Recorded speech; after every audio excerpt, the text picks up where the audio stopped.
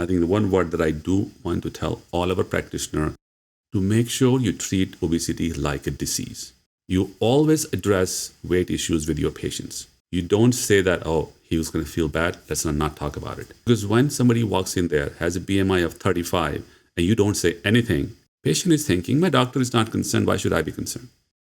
Right? And in fact, you don't need to wait till you get diabetes, then address obesity.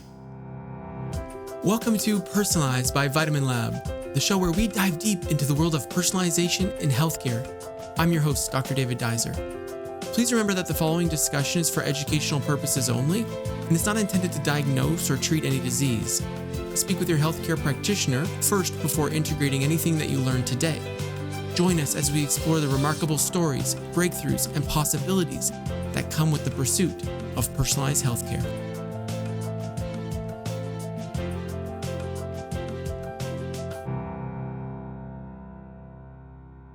Welcome back to Personalized by Vitamin Lab. I'm your host, Dr. David Dizer. Today on the show, I spoke with Dr. Adarsh Gupta, professor, engineer, physician, and leading authority on medical, weight loss, and metabolic disorders, renowned for his holistic approach to achieving sustainable health outcomes.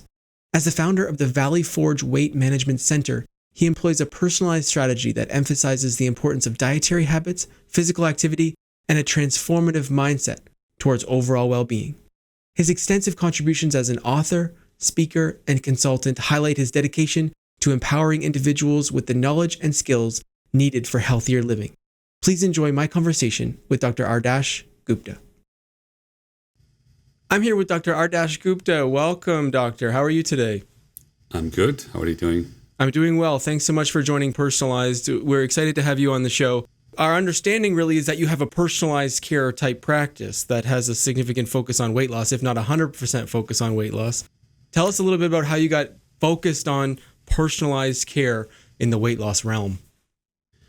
I've been practicing since 2007 for weight loss per se. I've been practicing much before that, but my transition to weight loss happened because one of the bariatric surgeon, he came and he said, can you take care of my patients before and after bariatric surgery? And I said, okay. That's when I started exploring obesity medicine, and I actually loved it. I attended a couple of conferences, and that was my transition. I really enjoyed it because once you address obesity, when patient loses weight, it's not just they lost weight, they actually improve their health, their metabolic conditions improve, they can breathe better, they can talk better, their outlook changes, they are more active, they feel they can play with their grandchildren, they can go to the mailbox, not get tired. So everything changes. They're suddenly more happy. So that was actually really attracted me in this field. Like, this is wonderful. I think that's really give you so much job satisfaction when your patients are very happy after the outcome. Totally. It makes the day easier when everyone's very happy. And you're preventing disease, right? Like, I mean, yeah. It's so cool to be in this type of practice, to be actually working on disease prevention. So you do one thing and everything is improved. Not only they're mentally better, they're physically better. Both are improving. And the personalization concept came into being because as I was seeing patients, and I've seen patients of all age, all weight. In fact, I had a patient, I had to go do a house call because she couldn't get out. She weighed 626 pounds. So to do this kind of patients, you realize it's not just one size fit all approach, right? Everybody has learned habits in different way. Everybody eats food differently. Some like Chinese food, some like African food, some like Italian food. You cannot tell everybody, okay, let's do vegan, let's go vegetarian, let's go Mediterranean. It's not going to work because you're not going to like the food. And if you're not going to like the food, it's not going to last. That is why the diets fail, because people eat the food that they don't like for the sake of losing weight, and we know it doesn't last. That's the main reason. So you need some personalization approach. And that is where all into coming to being. What is really important? Is it really important to go on a diet, or is it really important to cut down calories? And we all agree the important part is cutting down calories. That is a big part, right? How do I cut it down calorie from the food that I'm eating right now? Absolutely. That's the kind of approach I take. So it has to be personalized. Like, I have some patient who do 3 jobs, and I cannot tell that patient, okay, you have to cook. Yeah. It's not going to work. He eat fast food. Well, I did my research and I created a fast food diet for them where they still eat from fast food, but what item they order makes a difference. Definitely. So I selected the menu item because every restaurant, in fact, does have items that are lower in calorie and higher in protein. Just pick that. Don't go fries. Don't go soda. The fast food menu from Dr. Gupta. I love it. Yeah, so that's how I approach it. Yeah, because they can do it. They don't have. I bet you it was successful. Yeah, because they can do it. They don't have time to cook. They're on their way. They do 3 jobs. They grab something from Chick-fil-A, check something with this, track something with this. Wherever they are, I teach them how to find the food that they want, and they're good. Absolutely. I love it. I follow a sort of like a business coaching professional on social media who does the same thing, basically. Just has like this low calorie fast food diet plan. Oh my gosh. But yeah, for that population, I can totally understand that. But bring me back a little bit, please, sir. When you were working in post-bariatric surgery, can you give me some idea what that was like, helping them with their health, but also with their nutrition? Yeah, so the patient who had post-bariatric surgery, first of all, they had the stomach cut out. Our stomach is sewn into smaller stomach size. So practically, they cannot eat big meal. Even if they want to, they can't. So they're sort of forced to start eating smaller meal. And smaller meal, if they don't eat multiple times a day, they don't get proper nutrition. So the biggest thing happens with those patients is training them to eat smaller, frequent meal so they get the daily minimum caloric requirement and they get their protein intake. So those are the important things. So we have to focus on those patients that they learn the habit where they're eating smaller, frequent meals, maybe breakfast, snack, lunch, snack, dinner, or however you do it, but minimum 4 or 5 times a day with lower calorie and protein. Because many times what happens, you go to lower calorie, start eating snacks. Some of the snacks are either fat or carb. But protein is what's really needed. And as you are in the same field, you know that how important is getting protein in than carb and fat. And most people don't focus that.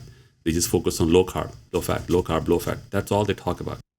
What's more important is focusing on getting enough protein in the diet, which helps control hunger and craving because it takes time for our body to digest protein, longer time than it takes to digest carb and fat. And we really have no store of protein. What's it like post-surgery for the hunger and cravings? I have no experience with this population. Yeah, so post-surgery patients, I think what happens is their stomach is shortened. So you get a full signal when your stomach stretches. So the stomach is sewn small. So as soon as they get filled, they may throw up or the brain is telling you can't eat, right? But what happens is this is the hormone system telling you not to eat. But we also have another mechanism in the brain that's based on reward system we call hedonic system. And in that system, you are eating out of this pure craving, your habits. Last time I had this cheesecake, it was so wonderful. So even though my hormones are telling me that my stomach is full, I had full meal, but somebody brings me that cheesecake, you're going to go take 2 bites anyway, even though your hormones telling you're full. That reward mechanism is still active. It hasn't gone. It won't go away right away. And that's going to go away with changing your mindset and changing your habits. Okay. And I know this has been a big focus for you. So what I do know about you is that you have sort of a different approach than what I typically take. And I absolutely love it. And I feel like I'm going to learn a lot from you. And that's that you focus on happiness first. Yes. Can you tell me a bit about that? So my podcast is all about recalibrate your mindset and metabolism for sustained results. So a lot of things has to do is focusing on your habits. And habits has dependent upon your stress level and your mind and your happiness. So people say people become unhappy because they are overweight. So what's causing what, right? It's always be both ways. You're sad and then you start eating, become overweight, or you become overweight, then you become sad. But we know for sure that these two things go hand in hand. That we know from data shown is they coincide with each other. We don't know what's causing what. But it's important when you have a happy mind, and healthy mindset, there is more likely you will make better food choices, you make better choices. Likely you may be more active. Likely you can want to do things, you want to go out and do things. So it's very important to focus on that component. So my focus is, I do talk about that to all my patients. When they're sad, I have different strategies to help them get over the stress. So stress management and sleep is also part of my practice. Right. Well, that makes sense. I love that. You've got a holistic approach started. So we're talking about stress management, sleep, and mood enhancement. What does the initial intake like? Is there a certain pattern, for example, when you ask about these three things that you typically see in that overweight or obese population? So when I take my initial intake, I always ask them one thing and ask them about their stress. Do you think you feel stress? Simple question. And they will say, yes, stress, daily stress. Many people say, yeah, some stress in life, but fine. The second question is, do you think the stress is really affecting your daily functioning? Is it really affecting you, how you do things? And if it's not, then the stress is not overwhelming. Some stress everybody faces, which is normal, and that's totally fine. Stress actually helps you do things. So some stress, we call eustress, which is a good stress. Like you stimulate a baby to do things.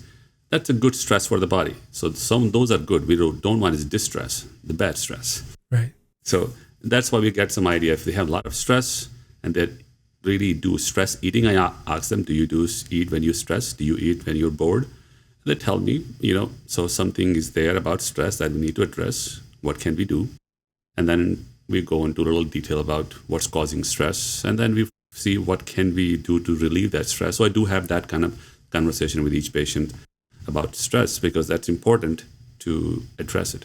Absolutely. Tell me about some of the habit stacking that you do for patients who are experiencing a lot of stress. Like what is the typical approach that you would take?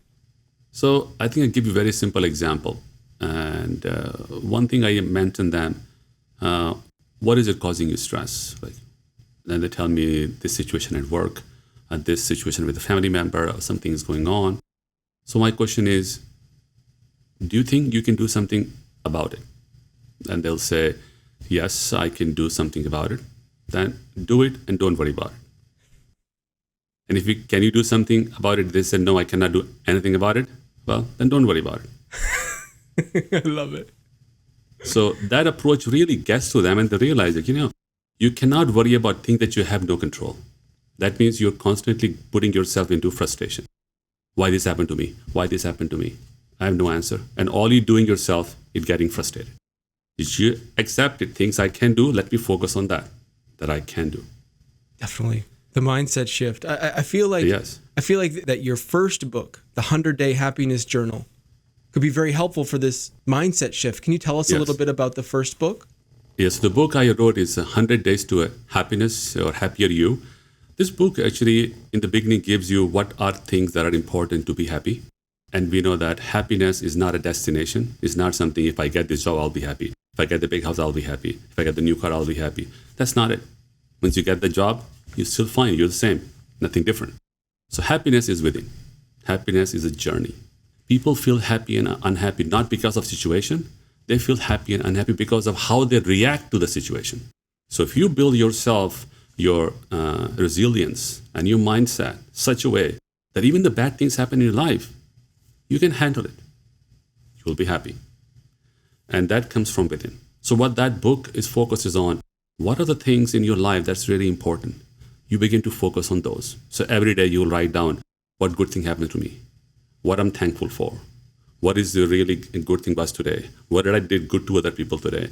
And you focus down. And if you do that every day for 100 days, you suddenly know there's so many good things in my life that I don't realize. Right. And that mindset, now you begin to feel more happier. Because even if some bad thing happens to you right now, I still have so much good in my life. It's no big deal. I can deal with that. So your mind focuses more on the positive things than just purely negative things. And negative things are going to happen. It's never going to go away. So we accept that. But how do I deal with it? That's important. Journaling is such a powerful tool. I really love that. And what your book really does is it takes out that blank page that you're staring at. So, when you ask someone, for example, to meditate, journal, go for a run, clear your head, there's often a significant amount of resistance because that discomfort sets in with the blank page in front of you or the busy mind in front of you when you're meditating. But I've done this before where I've seen journals for different things where it's like, just fill in the blanks. Just do this today. Fill in the blanks, get it on paper. And just the act of grabbing the pen and going through the motions every single day, I think could be really powerful. Yeah, it's just changing your focus on something that's more important, that's more positive. So hopefully by doing so, you may feel that you begin to realize what's really good things in your life, just focusing on those. And I bet it creates a really cool dynamic, like a really cool patient-physician dynamic, because they may be thinking that they're coming in, maybe they know you already, but maybe they're thinking they're coming in and being like, okay, this is going to be low carb, it's going to be fasting, it's going to be intense cardio. And then we're like, no, let's journal. Let's find some happiness first, and then build a calorie deficit after we can maybe control some of the cravings. What's that next step like for you? Yeah, so I think not like I talk about this to everybody. It's completely personalized. If somebody says, I'm very happy in my life, I have no stress, I don't have to go into this at all. Then we go to the next step, what's important. And of course, the key things with losing weight and any kind of habit change is really making changes in your eating pattern.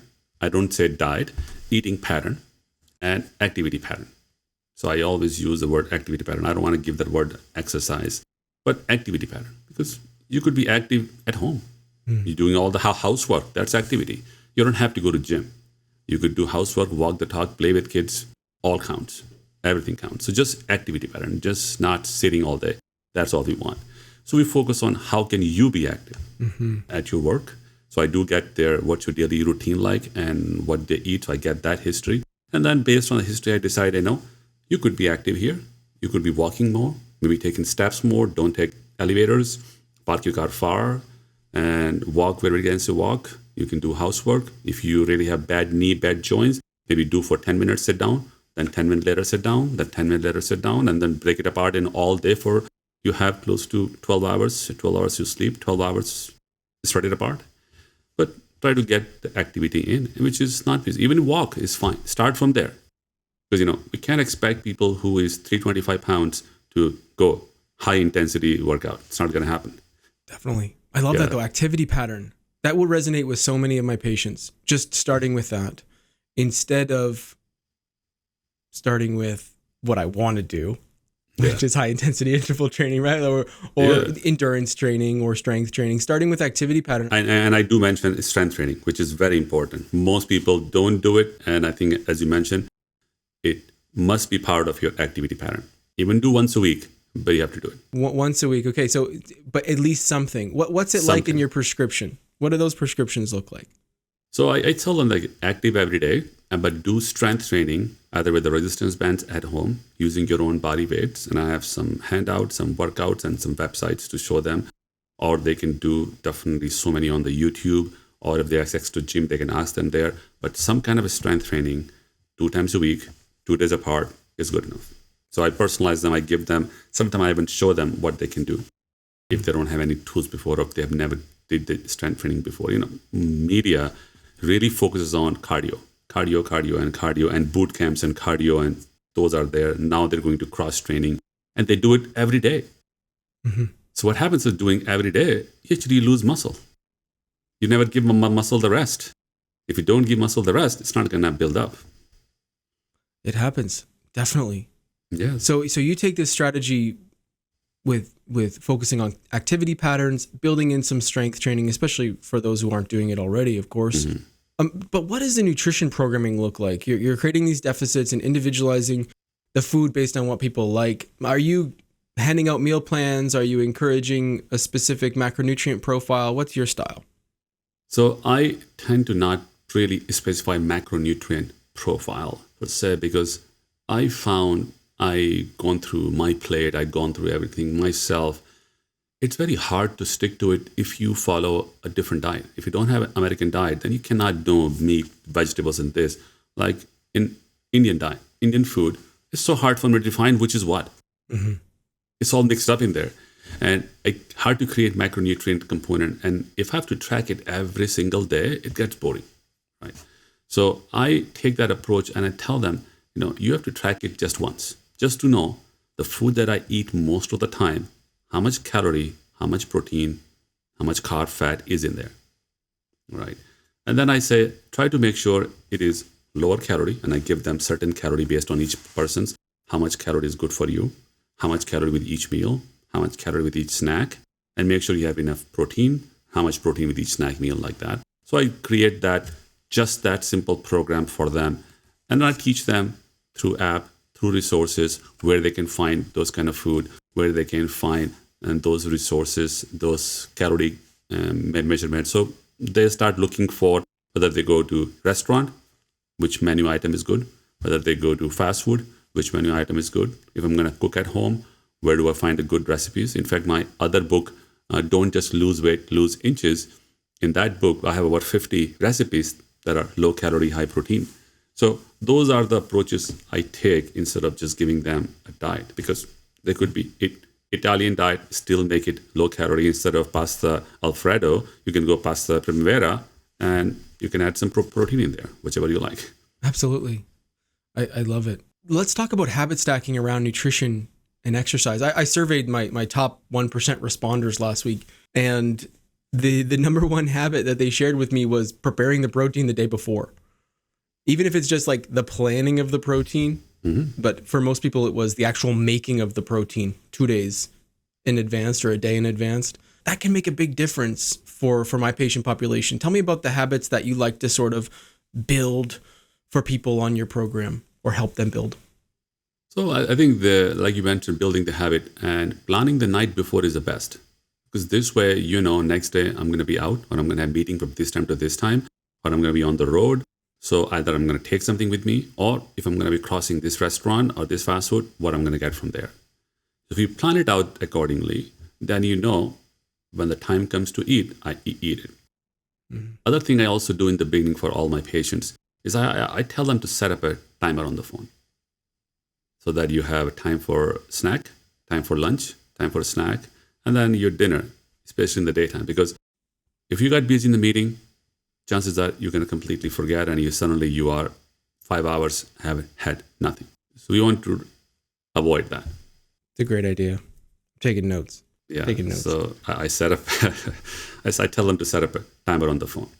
Smart idea. And slowly, the body will tell you now, once you build the habits, when the time comes, body will tell you, yep, now it's time, I'm feeling hungry. I'm going to grab something. And you're going to turn into a habit. Do you use fasting in your practice? You mean intermittent fasting? Intermittent fasting, time-restricted feeding, longer fasts, anything? I tend to not recommend fasting. I say that because, most people generally fast for 10 to 12 hours anyway. Everybody does that, right? You want to extend that to 16 hours of fasting? You can do that if you really want to.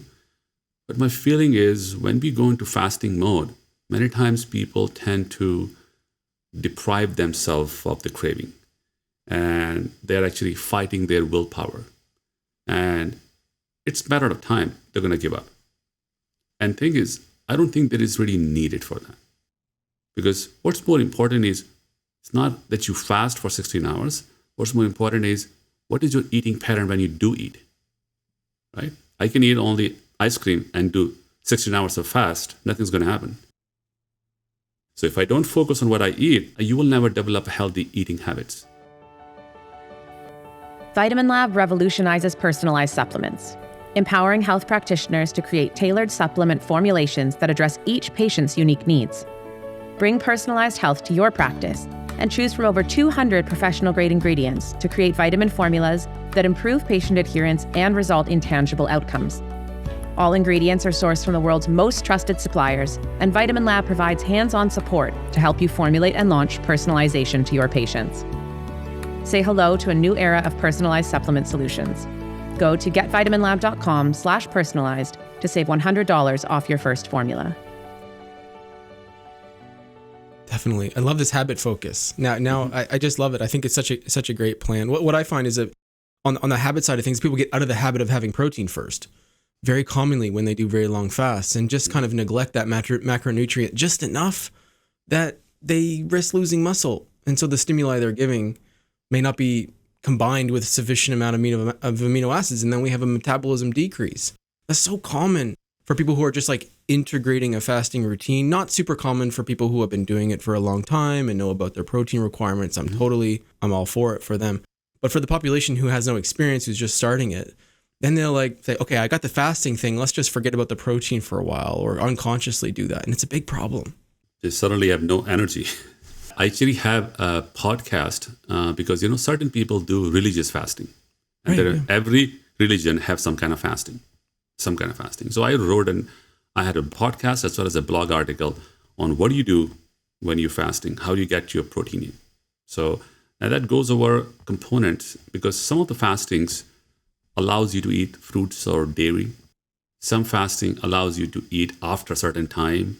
So based on the fasting you have, whenever you can eat, make sure you get some kind of protein so that you don't lose that. Otherwise, your hunger and craving will build up. And if people go into carb craving, what is that? Carb craving is you eat some carb, body digests very quickly. You feel hungry again. You eat some more, body hungry again, and you just go into binge. Right. We can only stop that when you add some protein. Definitely. That sounds like a good patient handout. Your blog post. Yeah, I do have a lot of those blog articles because when I see patients who face this problem, then I say, let's write a blog article on this. Yeah, that's how my blog articles come out. Ah, smart. Smart. For all the practitioners out there, write the blog, use it as a handout. I know we have a lot of practitioners watching who are interested in the use of Ozempic and other medications of the same type. And it's a very small part of my practice. It is a part, it's just incredibly small. So my experience is quite limited. I'd love to hear your experience with this class of medications and where you see there's a sweet spot, where there's a good fit, and what you've noticed for results. So I think fortunately we do have medicines that actually really make a big difference in patients losing weight for the very long time. And I've been doing practice since 2007. We didn't have any drugs. We had only like phentermine, and everybody was afraid to use it. I still have a good experience with phentermine, by the way. Really? I feel if you use it properly with risk and benefit and monitor the patient well, you will see the good results. But now 2012 onward, we start seeing more medications came in for weight loss, and that suddenly added more tools in our armamentarium to treat obesity. And until then, we always thought obesity as a risk factor. We never really learned about obesity. Nobody taught obesity in med school. We only took obesity as a risk factor, and they talk about diabetes, hypertension, high cholesterol. We spend a lot more time there than never ever talked about obesity. So when the drugs come into play, and I think that's when around 2012, I believe, when AMA and 10 other associations all recognized obesity as a disease. Now they labeled it, obesity is a disease. We need to treat it like a disease, like we do diabetes, hypertension, high cholesterol, treat it as a disease. Obesity has its own pathophysiology, has its own mechanism, and all that mechanism then lead to building of drugs. So now we have many new drugs came out, and then many more in the pipeline who are going to be coming out very soon. And that's addressing the diseases of obesity. So I think the one word that I do want to tell all our practitioners, to make sure you treat obesity like a disease. You always address weight issues with your patients. You don't say that, he was going to feel bad, let's not talk about it. Because when somebody walks in there, has a BMI of 35, and you don't say anything, patient is thinking, my doctor is not concerned, why should I be concerned, right? And in fact, you don't need to wait till they get diabetes, then address obesity. If BMI is 35, you address obesity. You can tell, not saying, you need to stop eating or do something like that. Just say, your BMI is 35, you are obese, we need to do something about it. You want to talk about it today, just like you do diabetes. Your hemoglobin A1C is this, you have diabetes, what do you want to do for diet and exercise? You want to do with medication? You talk about that all the time. Same thing with obesity. We need to address it just like that. So this way people will be more prone to addressing. And focusing on diet and exercise is very important. Many people say, I don't have time to talk about diet and exercise. And I've heard so many doctors say that, right? But they still treat diabetes. Why? Do they not talk about diet and exercise with them? They do. They still tell them. They may not tell them everything in detail, but they still talk about it and give them the medicine. Now you can do with obesity. We have the medicine. We can at least start with that.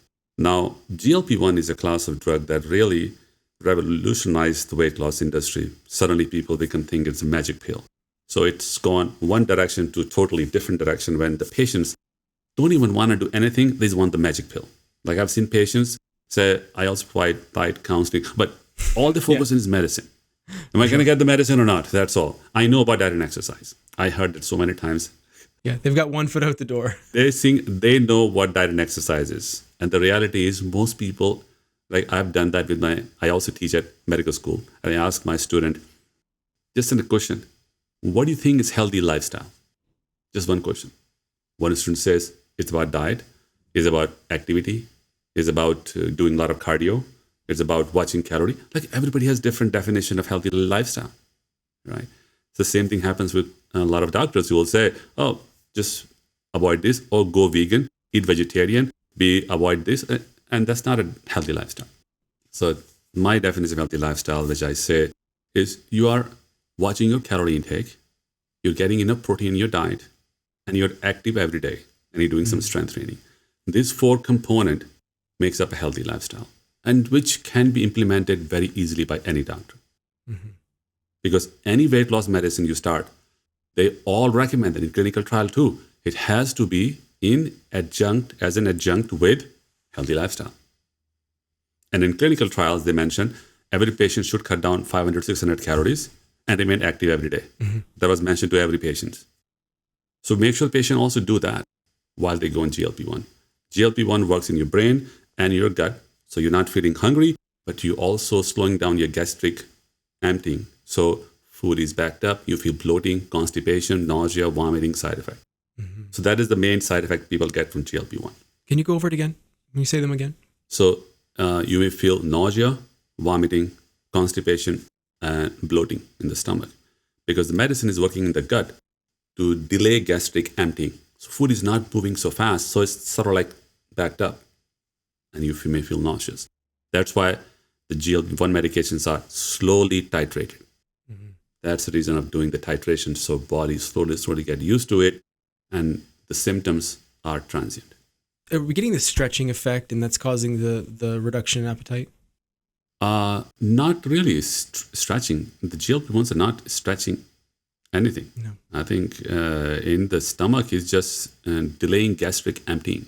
That's all it does. Just now, people may get constipated, and because they're used to eating the same amount of food, it's not moving so much, and they feel constipated. But that's causing stretching. But that's not the GLP effect. That's just you still eating the food because you crave those food, and you haven't thought about changing habits. Right. You haven't focused on proper diet. You haven't focused on anything like that. So that plays a difference. And another factor that I really found that I don't know if you notice that as well. Many patients of mine, they eat before they come seeing me, they eat 1 time a day. So have one big meal because they feel they don't have time all day. They're busy. Right. Yeah, we see that a lot. And they come home and they one big meal. So that one big meal actually stretches the stomach. So we want to avoid that one big meal. Definitely. So when someone is on this medication, this class of medications, are you continuing to suggest, for example, that they have smaller meals, maybe 3 meals a day, protein exposure the same, just simple calorie reduction? You want to really focus on, because I think if you have one big meal and your stomach food is not moving forward, guess what? There's a lot more problems going to happen. Absolutely. Have you seen any of those dangerous scenarios take place where people get incredibly constipated or experience the paresis? So I have definitely heard of them, and there's so many articles about it. With my patients, I focus on them from the very beginning. Right. I track them. I see them every 2 weeks. I monitor them closely. And with my program, they can text me, talk to me anytime. So I'm available via app as a text message. They can text me anytime. So that way, they have any issue, I'm there before it gets worse.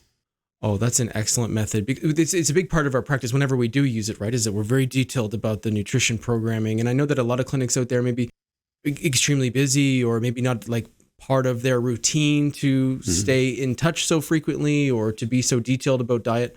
But there can be this huge risk, right? If they do one meal a day, for example, or they don't eat all day, and then the constipation can become actually quite dangerous. Yes. I love that. Tell me about this subscription model. Like, what is this model like? I'm very, very interested in your patient care model.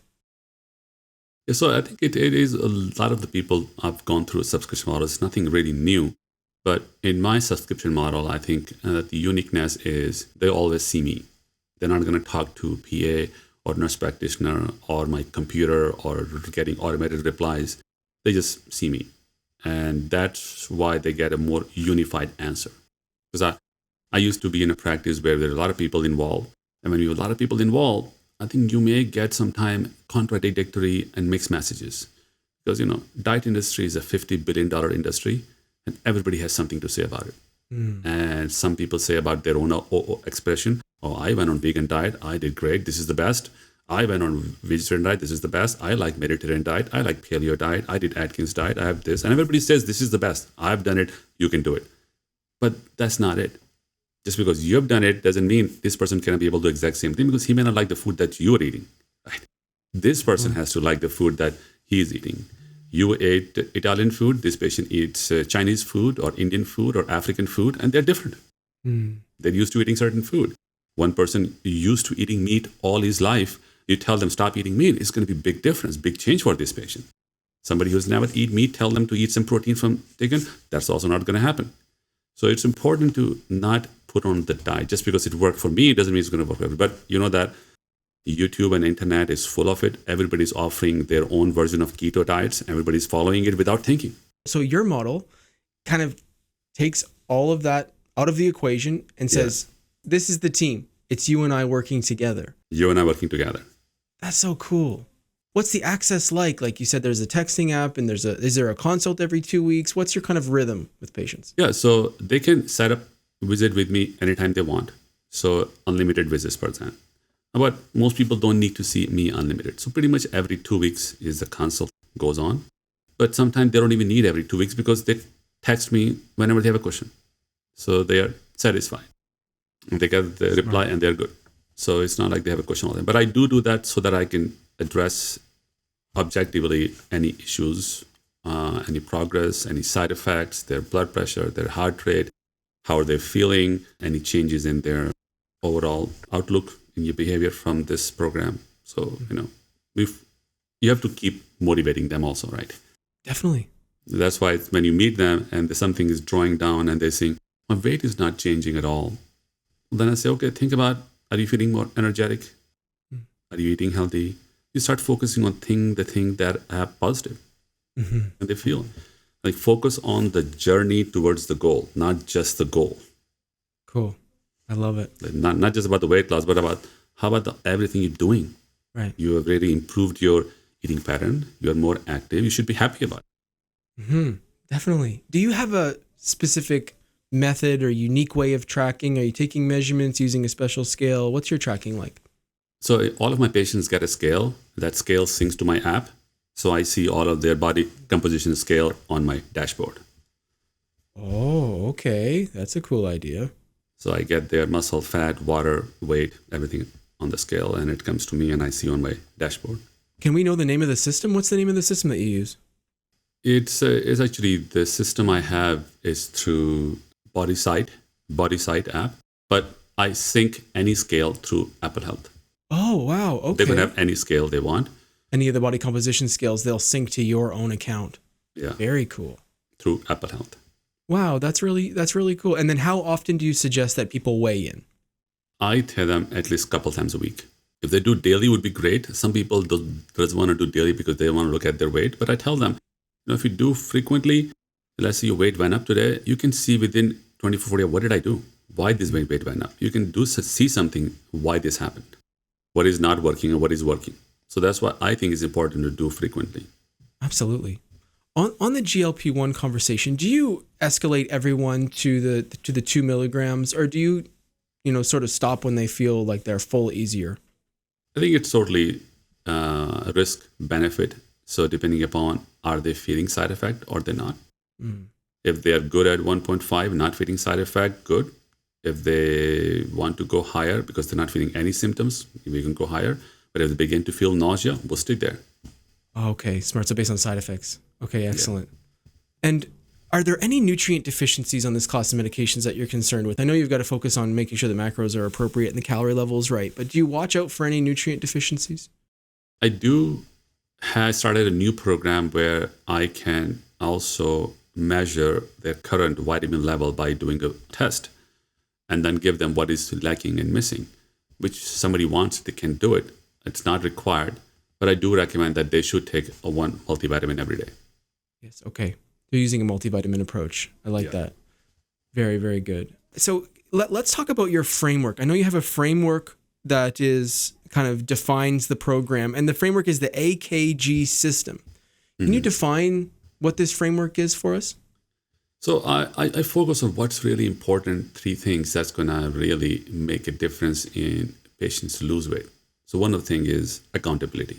So A stands for accountability. So I am the one who's watching you. So you are accountable to me. And when that happens, people do think, I have to see the Dr. Gupta in 2 weeks. Okay. Or maybe 4 days before, they'd start doing everything. Right. He is the one who's watching. Even if they have not.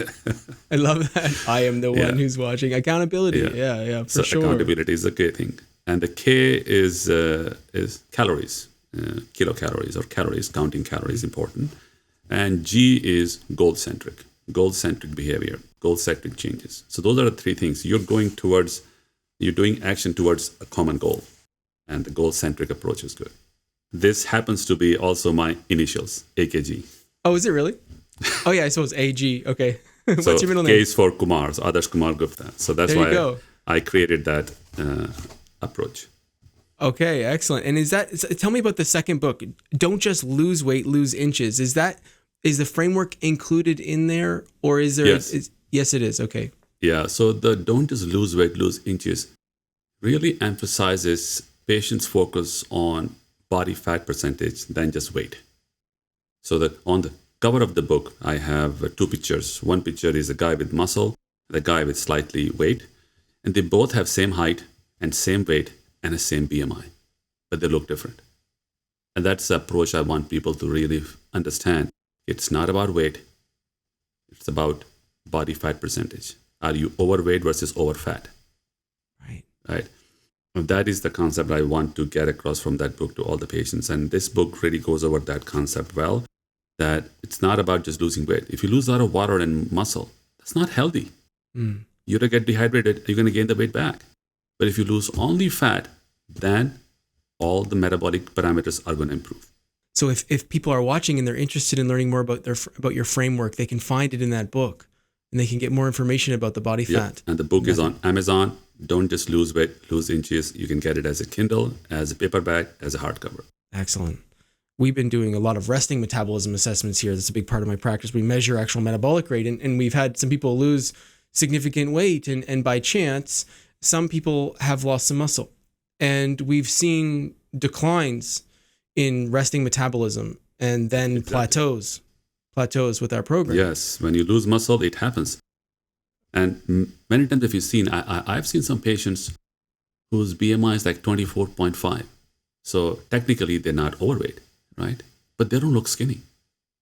It's because when you go on the scale and check their body fat percentage, it was almost 45%. So these people have a lot more fat and almost no muscle or very less muscle. So there is a term in medical literature we call as sarcopenic obesity. That means they're obese, even though their weight is normal, but they are obese because they have very less muscle. So these people have much lower metabolism because they have very less muscle.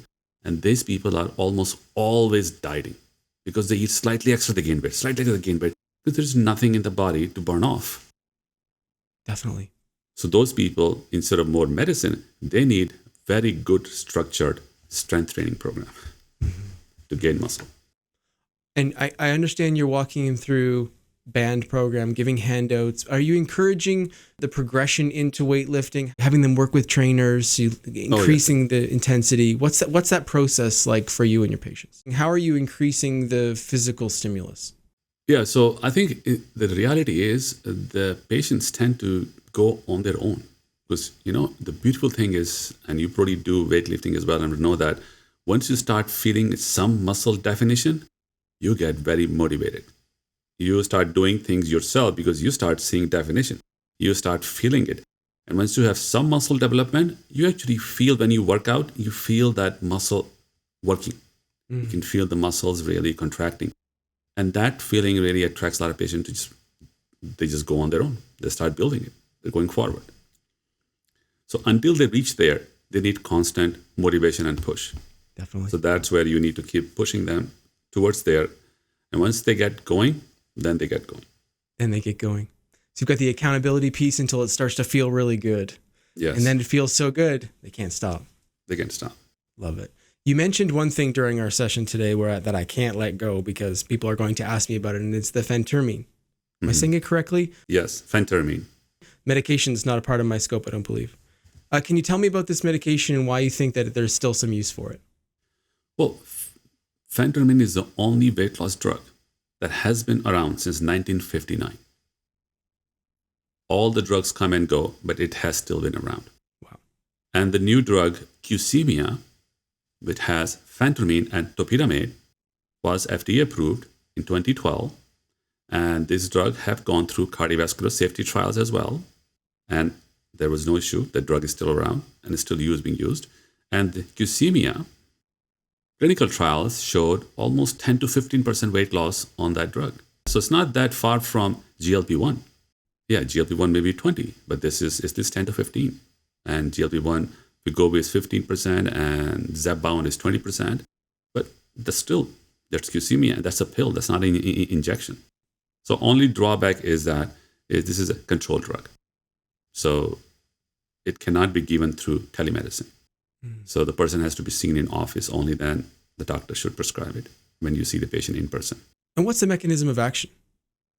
So phentermine works also in the brain to control hunger, and they believe the exact mechanism is not known, but is known to work through norepinephrine pathways, and it does control hunger. That's why, because of norepinephrine pathways, patients do feel slightly more energetic.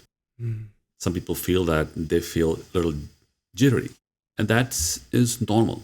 Body get used to that in a couple of days and it goes away. But most people who have started the drug, they said, "Oh, I get my housework done so fast." Because they feel so energy from the medicine. But some people say that, "Oh, that's because it's a speed." No, it's not a speed. It's not amphetamine. It is not in the class of amphetamine. Although some drug label may say that, but it's amphetamine-like molecule. It doesn't have the same quality as amphetamine.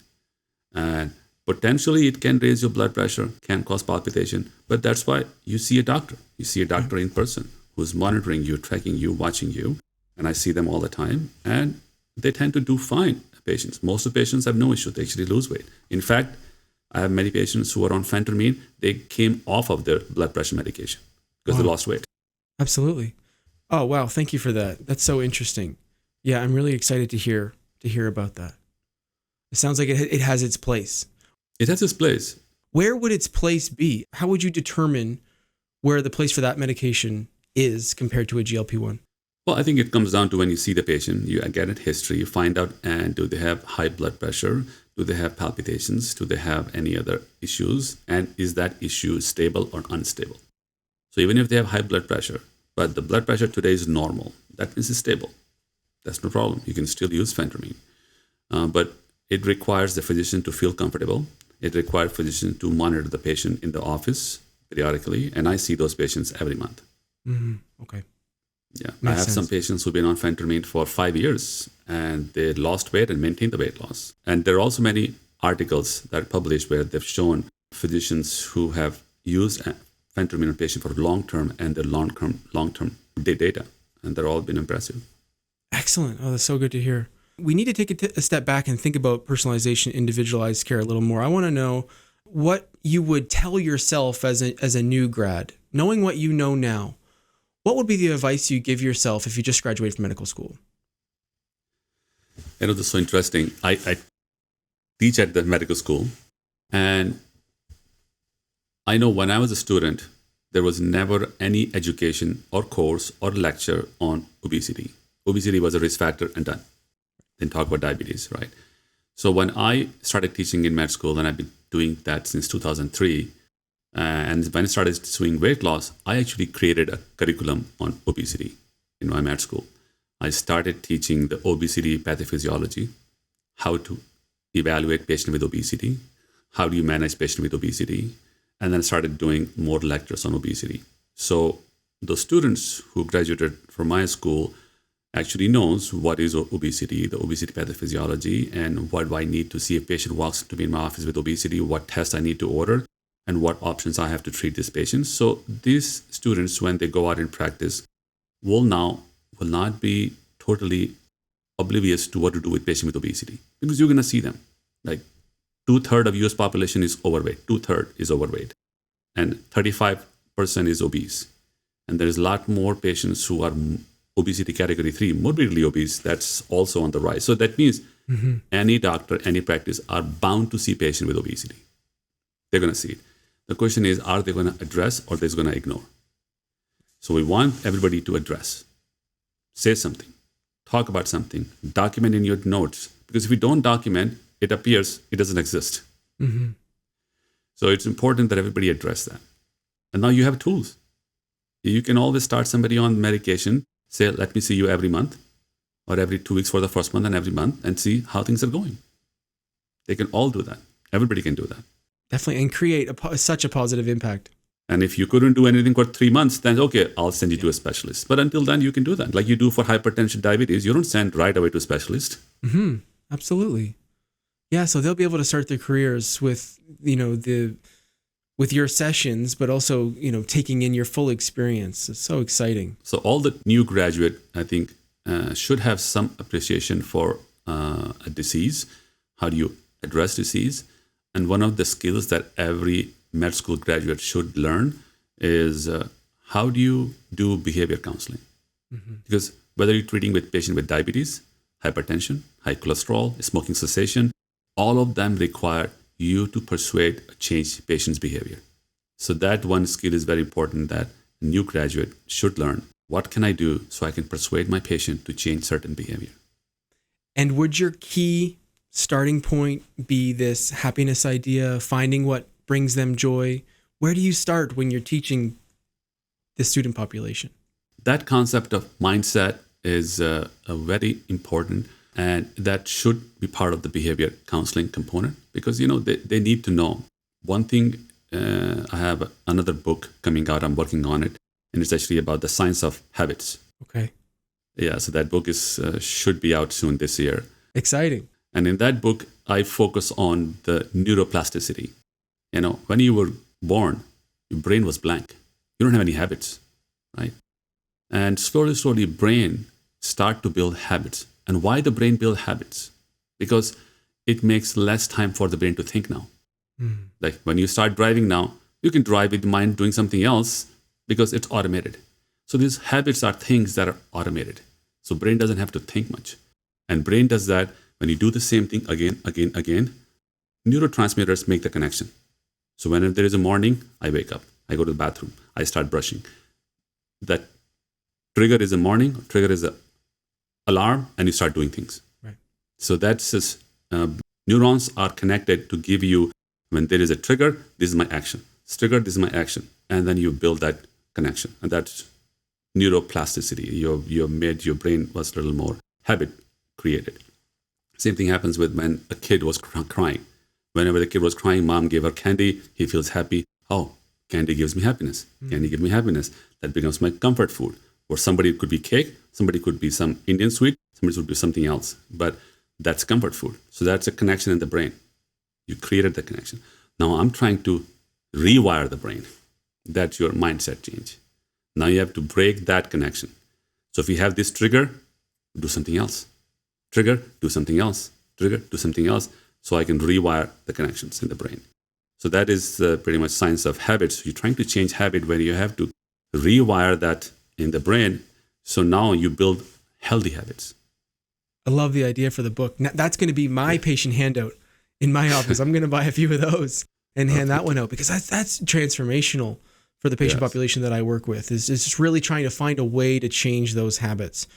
And it sounds like you love teaching about this, but also there's practical solutions, there's applications in the text. In the spirit of personalization, tell our audience, please, Dr. Gupta, something that most people don't know about you.